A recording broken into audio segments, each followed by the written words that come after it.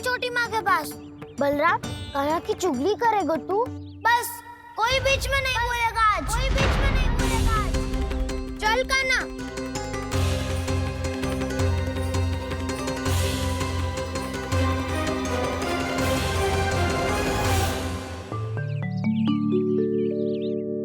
छोटी माँ, छोटी माँ। बलराम, क्या होगा लल्ला? सब ठीक तो है ना? छोटी माँ, वो क्या होगा लल्ला, बता। छोटी माँ, आपने कहा था ना कि ये यदि मिट्टी खाए तो मैं आपको बताऊं।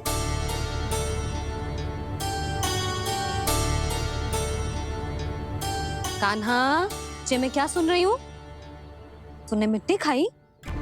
मैया मिट्टी के बारे में पूछ रही है, पर मैंने तो भू देवी का शुद्ध प्रसाद खाया है। मैं कछु पूछ रही हूँ लल्ला, उत्तर दे। तूने मिट्टी खाई है कि ना? तो क्या मैं असत्य बोल रहा हूँ? मैंने स्वयं देखा है छोटी माँ कि अकेले बैठकर मिट्टी खा रहा था। आप सबसे पूछिए, इन्होंने भी देखा था। वाह, सूख के सखाओ ने 2 कांटे ही साथ छोड़ दियो। मुझे तुझसे सच सुनना है कान्हा। बता, तूने मिट्टी खाई है कि ना?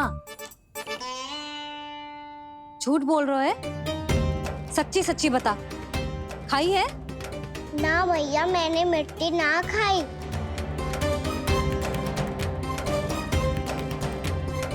इधर आ। तो फिर मुंह खोल के दिखा दे अपनी मैया को। क्यों? अब क्या होगा?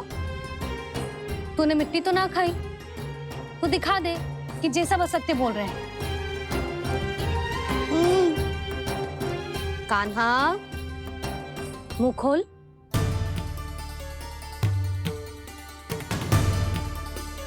मुंह खोल लल्ला, मुंह खोल के दिखा। दिखा मैया को। आ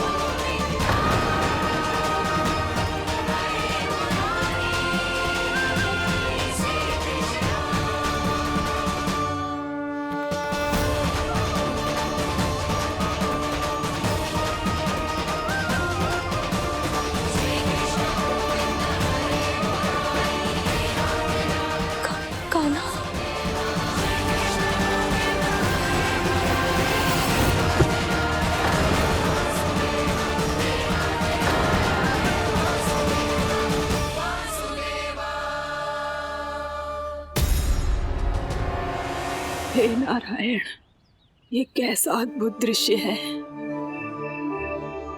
कान्हा के मुंह में संपूर्ण ब्रह्मांड, पर इसका अर्थ क्या है? नारायण की इच्छा क्या है? क्यों दिखाया उन्होंने मुझे ये सब? क्या बताना चाहते हैं मुझे वो ये सब? कुछ ना कुछ कारण तो अवश्य है। लगता है मुझे मेरे इन प्रश्नों का उत्तर मेरे कान्हा के पास जाके ही मिलेगा।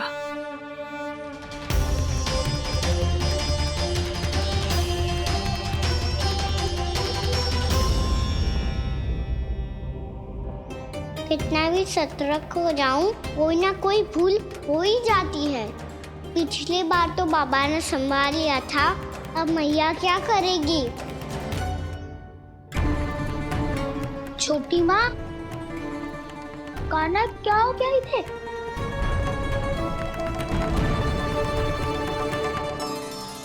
मैया,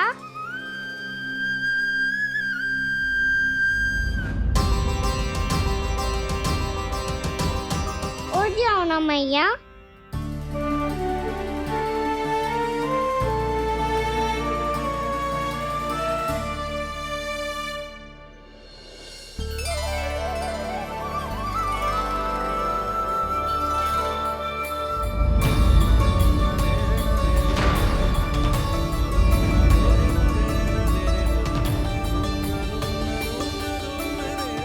मैया,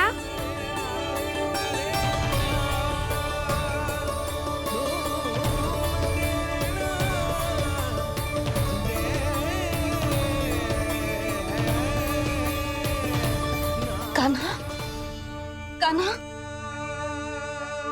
लल्ला, मैया क्या होगा आपको? आप ठीक तो हो? कान्हा मुंह खोल के दिखा, दिखा मैया को।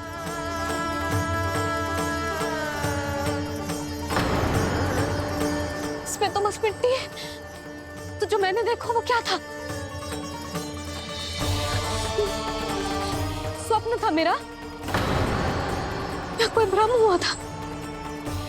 हाँ लल्ला, इससे पहले कि मैया मेरे सत्य समझ जाए, मुझे स्थिति को संभालना होगा। मुझे क्षमा कर दो मैया, आपको दुखी करो मैंने, पर मैं सच्ची कह रहा था, मैं मिट्टी ना खाई, बस भूदेवी का प्रसाद ही खाया था। आप कहोगे तो आगे से ना खाऊंगा, सच्ची।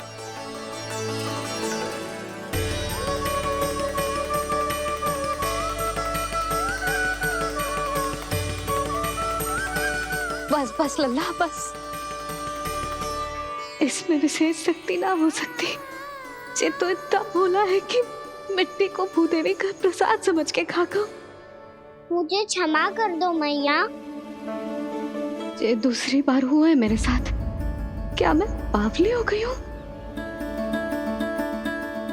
ना ना, मैं तो पूरी तरह ठीक हूँ। फिर क्या कारण हो सकता है इसका? अरे प्रसाद का समय हो गया है और मैंने अभी तक कुछ बनाओ भी ना है। आज फिर से गुड़ ही चढ़ाना पड़ेगा।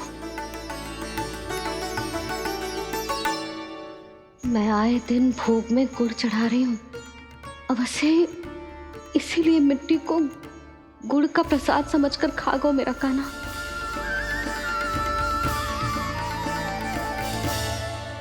मैं समझ गई लल्ला, वो अकेले बैठ के मिट्टी क्यों खा रहा था। चल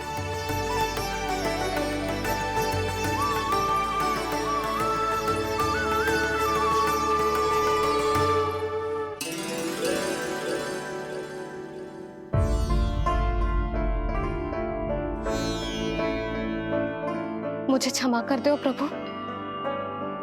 अपनी ममता में लल्ला की आवश्यकता को सबसे अधिक महत्व दे रही थी मैं। इसी कारण से आपकी भक्ति में भूल चूक हो गई। पर आप तो साक्षी हो, मेरे मन के भीतर आपकी श्रद्धा और भक्ति में कुछ कमी ना है। पर हाँ, कर्म कांड और विधि विधान में ऊंच नीच है तो अनुचित ही। पर आज जो मैंने देखो है ना, उसने मुझे मेरी भूल का आभास करा दिया है नारायण। मैया चुपचाप हाथ जोड़ करके पूजा कर। सर क्या देख रहे हैं ना, ताकि नारायण तुझे सद्बुद्धि दे। इस सृष्टि में जो भी होता है ना लल्ला, सब इन्हीं की इच्छा से होता है, और हम बार बार अपनी अज्ञानता के कारण इनके विधान पर प्रश्न उठाने लगते हैं। हम ये भी ना सोचते कि प्रभु की लीला पर संदेह करने का अधिकार ना है हमें, समस्या चाहे कितनी भी बड़ी क्यों ना हो। सही समय पर नारायण सही मार्ग दिखा ही देते हैं, जैसे आज उन्होंने मुझे दिखाओ है। आज आपने मेरी आंखें खोल दी नारायण। पति, संतान, परिवार सब महत्वपूर्ण होते हैं, पर आपकी भक्ति भी उतनी महत्वपूर्ण होती है। अब से इस बात का पूरा ध्यान रखूंगी मैं। सच्ची निष्ठा और भक्ति से आपकी पूजा करूंगी, भोग, अनुष्ठान और सेवा करूंगी। वैसे नारायण, सच्ची बात तो ये है कि सब इसी के कारण हो रहा है। इसके कारण आजकल मुझे समय ना मिलता है। मैया, मेरी सेवा ही तो नारायण की सेवा है।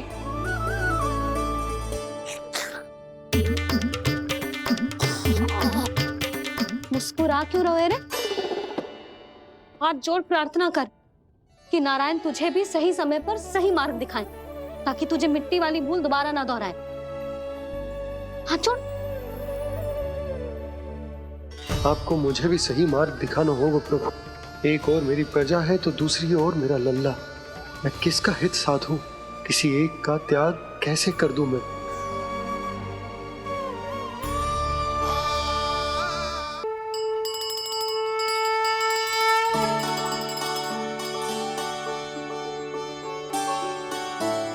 मैया, प्रसाद दो ना।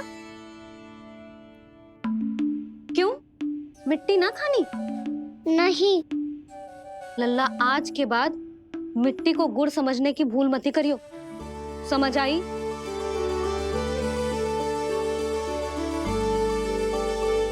जा अब विश्राम कर।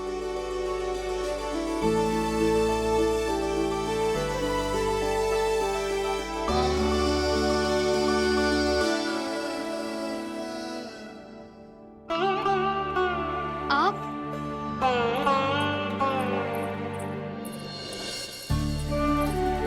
लो जी, मुझे ना आपसे बहुत महत्वपूर्ण बात करनी है। मेरे साथ आओ, चलो। बहुत आवश्यक बात करनी है। बैठो, बैठो जी। सुनो जी, आप विश्वास ना करोगे आज मेरे साथ क्या हुआ है। पर पहले ये बताओ, आप मेरा उपहास ना उड़ाओगे ना, पिछली बार के जैसे?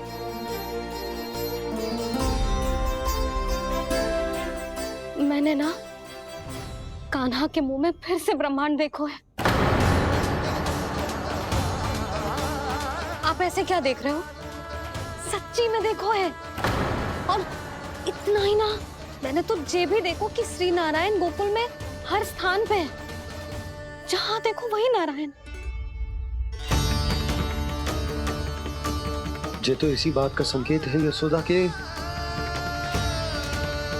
आज गोकुल वासियों को नारायण के आशीर्वाद और सहायता की आवश्यकता है। इसका क्या अर्थ है? और आप इतनी चिंता में क्यों लग रहे हो? उस व्यापारी ने हमारे गोकुल वासियों के साथ छल किया है यशोदा। जानबूझकर उसने सभी को लोभ के जाल में फंसायो, और ये सब उसने किया है किसी और के लिए। किसके लिए? बताओ जी, किसके लिए? कंस के लिए। कंस के लिए।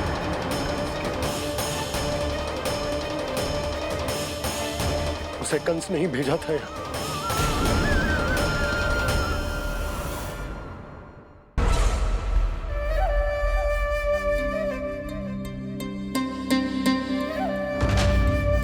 क्या देख रहे हो? तुम इसके योग्य हो परमानंद। अपनी बुद्धिमत्ता, चतुराई और कुशलता से तुमने इसे अर्जित किया है। महाराज की जय हो। महारानी प्राप्ति महारानी अस्ति। हमें तो लगता है कि परमानंद को हमारे मंत्रिमंडल में होना चाहिए।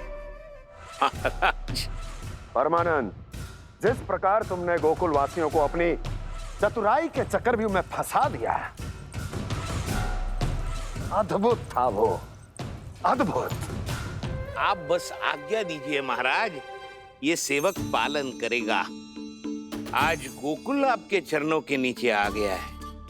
कुछ ही समय में पूरा संसार आपके पैरों तले होगा।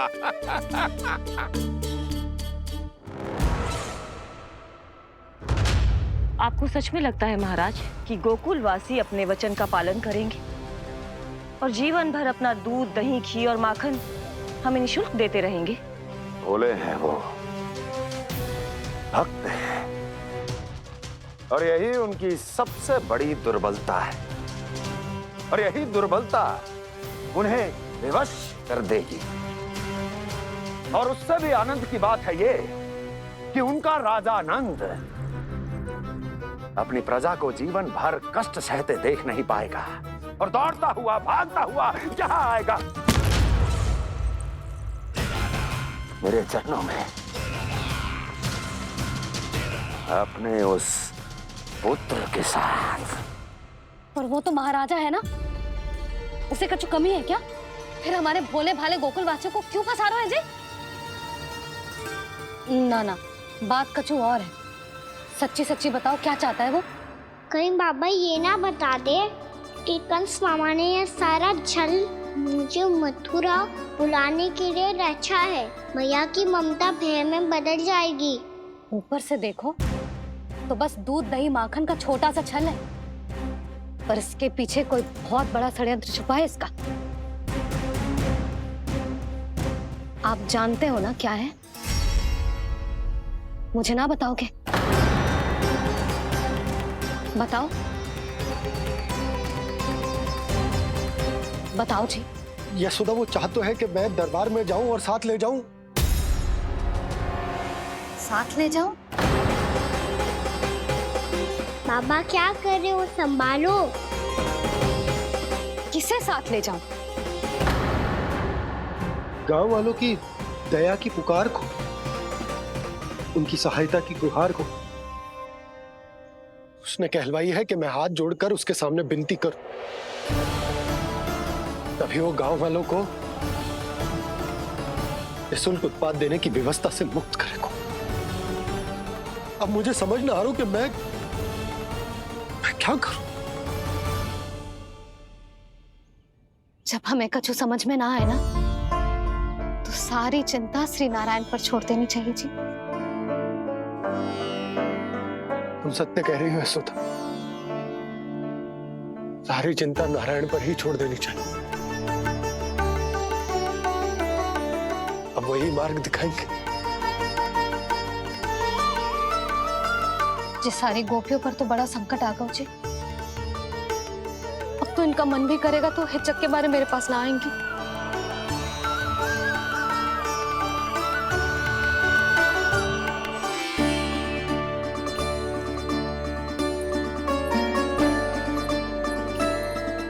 बाबा तो पूरी तरह भूल गए हैं प्रभु, ये सच में आप कौन हैं?